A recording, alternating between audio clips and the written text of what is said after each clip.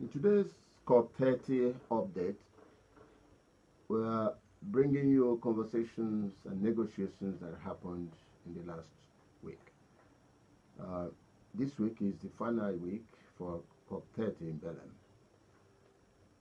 As we stated earlier, the key areas for focus at the Belem meeting has been areas regarding to finance mobilization, issues relating to resilience, and the launch of the forest facility.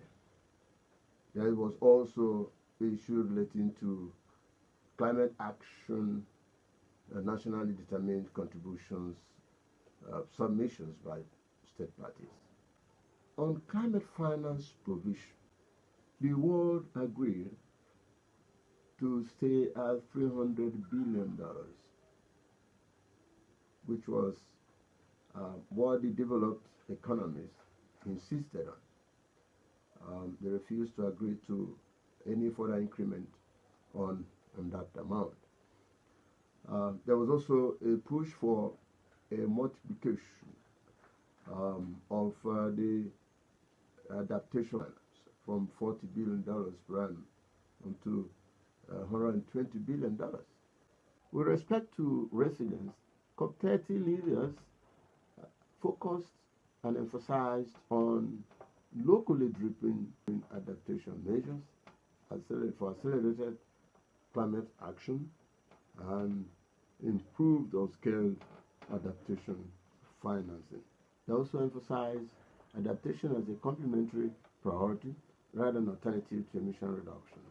To that extent, the Gates Foundation committed to $1.4 billion to support smallholder farmers in their adaptation challenges in sub-Saharan Africa and Southeast Asia, particularly for women, to enable them build resilience. This will ensure that their food security and livelihoods are enhanced and sustained, and then reduce the impact of environmental issues like drought, like floods and fire, increase food security and increase agricultural productivity. With respect to Tropical Forest Forever Facility, the government of Brazil was so elated to have pulled that through. So it's been launched, and it secured its initial $5.5 billion for its start. That's a great achievement for COP30. Also, Loans and Damage Fund received its initial $250 million for a startup phase. Since all the conversations on previous COPs, this is the first time they are receiving a fund.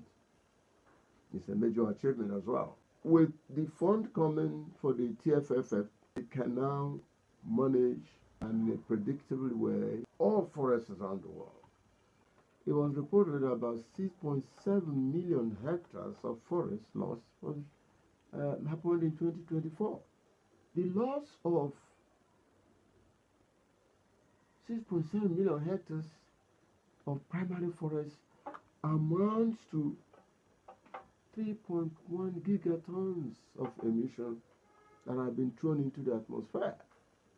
So, besides adaptation measures, mitigation practices has to be entrenched to ensure such losses do not occur again. Also, with respect to the Tropical Forest Facility, about 50 countries are now part of the initiatives.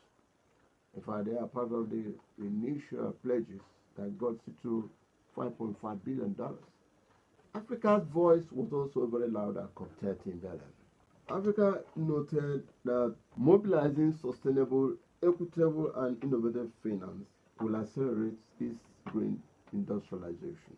It adopts also the locally driven, Africa-centric solutions to its climate challenges.